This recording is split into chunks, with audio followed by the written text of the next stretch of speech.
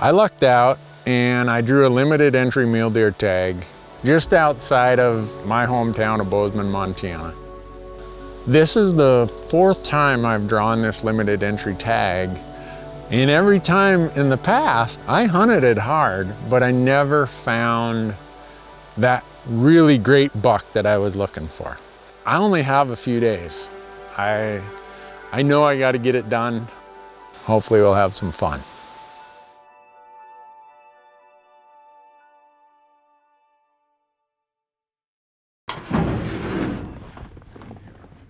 On this hunt, I've taken a friend who you've seen on a lot of our episodes in the past. It's Bart May. Bart and I have been friends for a long time. Over the last 3 years, someone in his family has had this same tag, so he's spent a lot more time up there in the last 3 years than I have. And he's just fun to be with, and it's a good excuse for us to go and spend some time together. Randy's been a great friend, and it was fun to be able to take him to a spot that I had gone as a kid and just revisit it and share it with him. And I think part of why Bart wanted to go on this hunt, he's got horses and he's never hunted with llamas. We're ready to go. That was causing him to say, I'm going, I want to see what this llama thing is all about.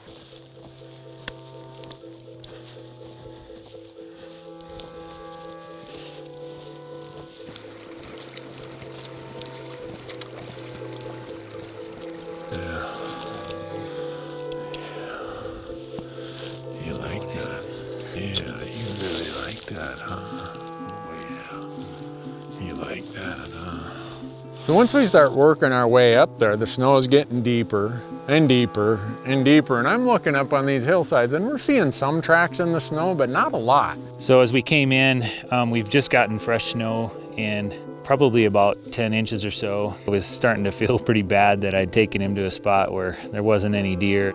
Well, I suspect unless you were here before, you wouldn't even know the trail was there.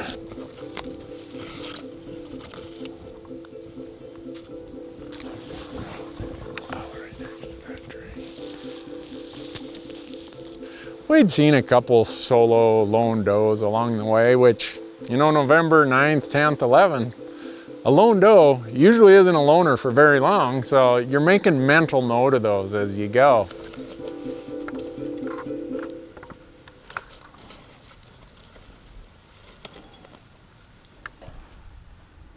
Yeah. I'd like a couple moose to get us going, huh? One of the encouraging things about the hike up there is how many moose we saw.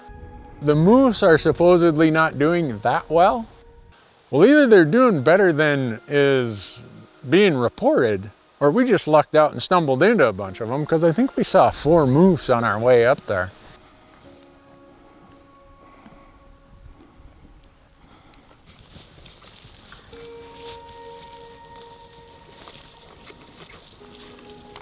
We're on a hike. We've been hiking all morning up this canyon. We'll probably gain a total of 2,200 feet. And when we get up here, we gotta just switch back one of these spaces. Then we'll be on a ridge and we can glass all kinds of country and look for deer. But in the meantime, the llamas are putting on the feed bag.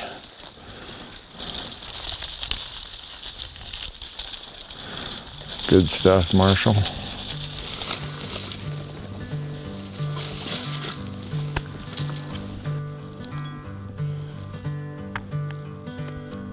So when we get to the back end and start switchbacking, Bart says there's a couple does up there, and we're glassing and okay, there's 2 does. Now there's a 3rd doe. Now there's a 4th doe. Looking up there, there's another deer in the back, and I think it's a buck. And I'm glassing and looking, I'm like, yeah, but it's really hard to make them out in this dark timber. It's just really, really thick. And then you got all the snow hanging on the limbs, creating shadows. And finally he walks into this opening where he skylines himself a little bit. And I can see he looks like a pretty heavy 3-point. And Bart gets pretty excited. He's like, I've hunted deer a lot the last 3 years. That's a pretty good buck there.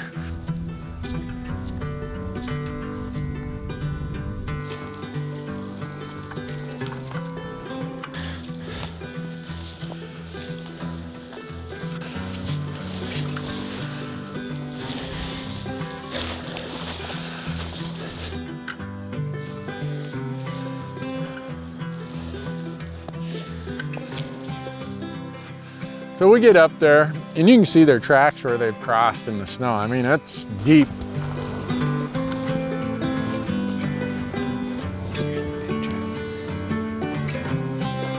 When we left the truck, I thought, oh, there's not much snow.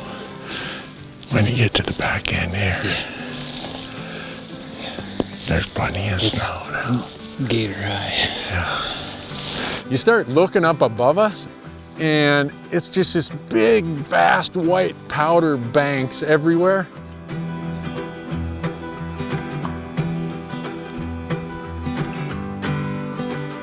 There's not a deer track to be found above us. So in my mind, I'm thinking, you know what?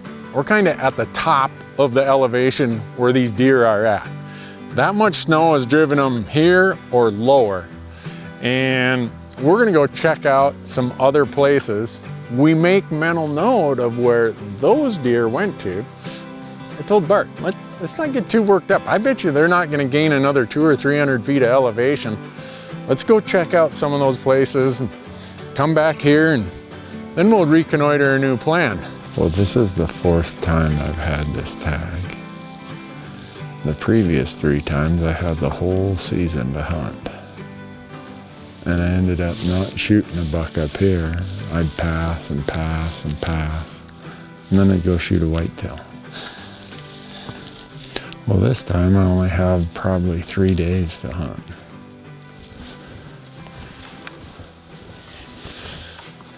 And so we went down and we're peeking over, looking down in all these spots. It's really steep, but when you have these spines, you have these little fingers that go off, and these mule deer love to just stay right where those fingers peel off from the spine.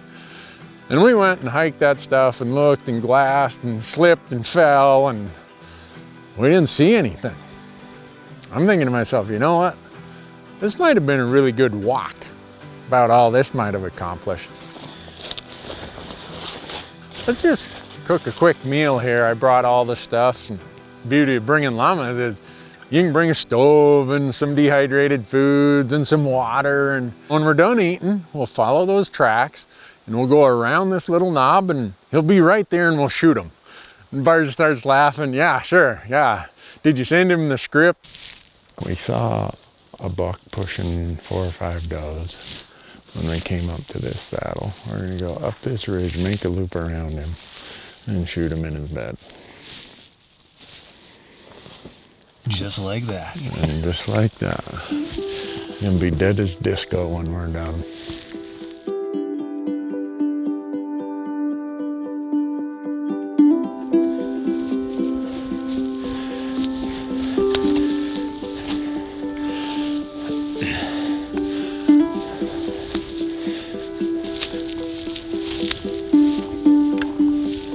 We're post-holing up this really steep face, and the deer had been on this side is where they disappeared, and I told Bart, I think we should go up here and see if we intersect their tracks. And Bart was thinking the same thing. He's already going that direction, and we get to this little bench.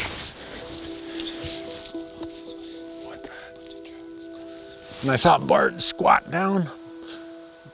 He's like, I see ears right in front of us. So we peek up there. Sure enough, here's a doe bedded looking away from us. But the wind is coming right from us to them. I'm like, this isn't gonna be good. And we're trying to see, is this the group that had the buck with it? Are these other deer? So Dan, the camera guy, he's kind of off to my left a little bit. Bart's over here on the other side of the tree. And Dan says, I think I see a deer coming down from up above. I can see a new deer that I hadn't seen, and I put up the binoculars, and sure enough, it was the buck. And Bart says, oh, it's a buck, it's a buck. I think it's him. This is one of those times where I just got flat out lucky. The kind of hallway or corridor of trees for me, that buck comes and walks up, stands right in the middle of it, turns, faces straight away, and now I get to see everything. Yep, that's him, heavy old 3-point. He starts pawing out a bed. I'm like, don't tell me he's gonna bed down right in that opening I have. Scrapes out the bed a little more, boom, beds right down. I'm like, you gotta be kidding me. That never happens. Take the rangefinder, 110 yards. Look at Bart, I said, this guy wants to be a TV star. What's happening is I've got all these limbs loaded with snow in front of me. I'm terrible at offhand shooting, and so I'm sitting here thinking there's no way he's gonna be able to make this shot. And he's leaning on this pine bough and it's kind of flexing.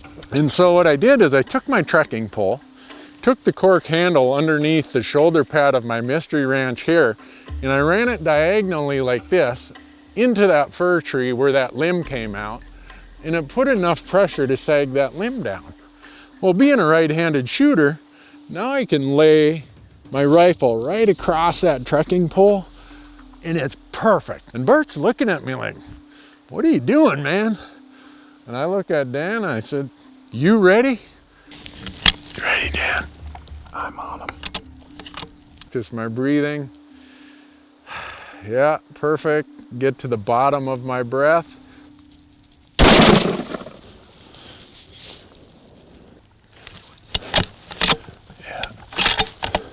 And I can see the buck now, he's standing there and he's like, no, I'm not feeling good. And he tried to take another step or two and he slid out of sight. He went sliding down the hill. He's down. He just went down. He just went down. Turned to Bart, I'm like, that is crazy. That is so much fun. I couldn't have had a setup that gave me more satisfaction, more pleasure, more fun than doing this with Bart. I didn't expect to shoot a humongous buck up here. The fact that we came all the way to the top where you said they'd be, right here. I owe the big trapper.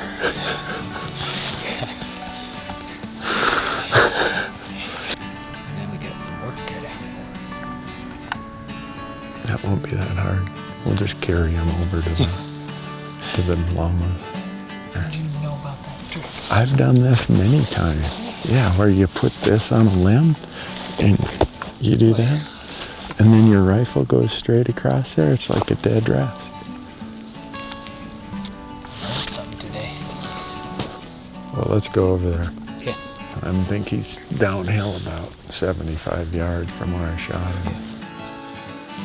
See that cluster of trees down there? The three? He's right there. That's his tan. That's him? Yeah. And he was laying looking that way, and I had from here forward and knocked him completely out of his bed. My goodness. No blood yet. Wow. Buck had slid down this really steep snowy slope and got hung up on some trees, and there he was. He's exactly what I thought. Wow. He is a crazy nut. Cool. He is I'm really happy with him. That's a big bodied buck. Yeah, it is. That is not a young deer. Yeah, teeth-wise, he's not that old.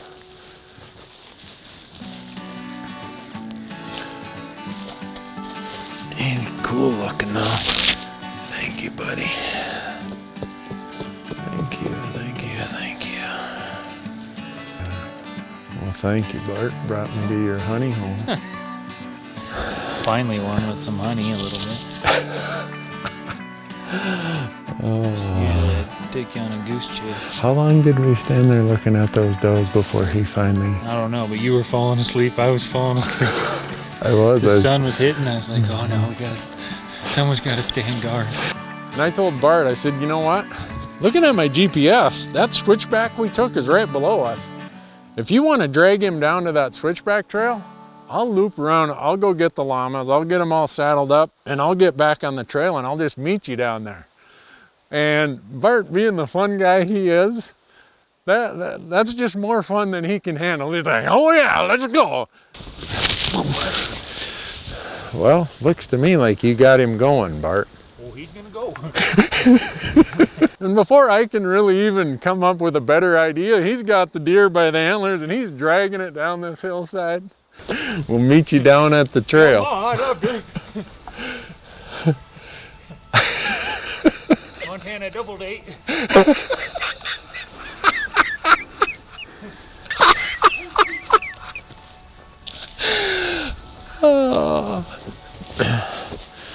Part of the pleasure and enjoyment of this is, I say it many times, in today's living proof that I have been blessed with some of the greatest friends in the world, Bart May being one of them.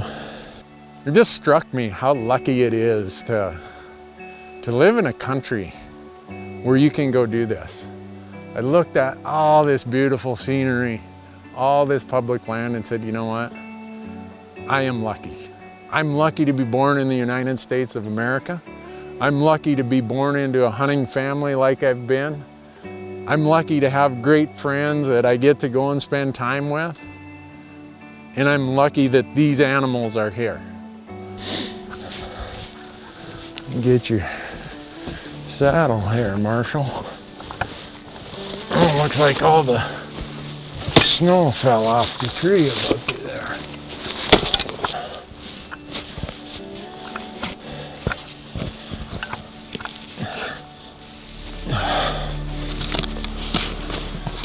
And we're gonna be packing a mule deer buck home. Oh yeah, you like that, huh? Oh, okay. Oh yeah, you like that idea, don't you? Uh-huh. Yeah, you do, huh? All right, boys.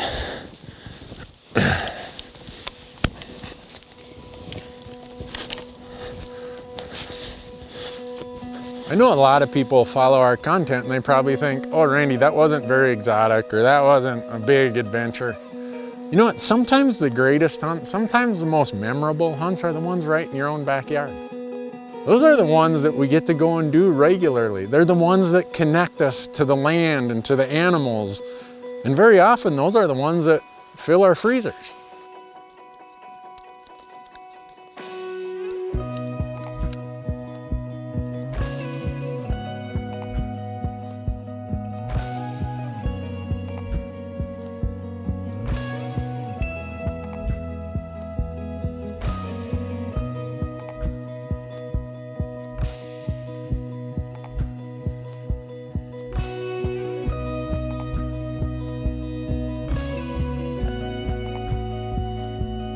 I hope that you will go and do some of these hunts. Go and reconnect yourself with your backyard. It's probably going to be some of the greatest memories you can build. Thanks, Bart. I appreciate your friendship. Can't wait till we get to do it again.